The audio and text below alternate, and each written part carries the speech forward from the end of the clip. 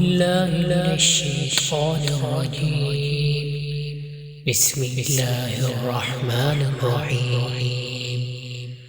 إنا نحن نزلنا عليك القرآن تنزيلا فاصبر لحكم ربك ولا تطع منهم آثما أو كفورا واذكر اسم ربك بكرة وأصيلا ومن الليل فاسجد له وسبحه ليلا طويلا إن هؤلاء يحبون العاجلة ويذرون وراءهم يوما ثقيلا نحن خلقناهم وشددنا أسرهم وإذا شئنا بدلنا أمثالهم تبديلا إن هذه تذكرة فمن شاء اتخذ إلى ربه سبيلا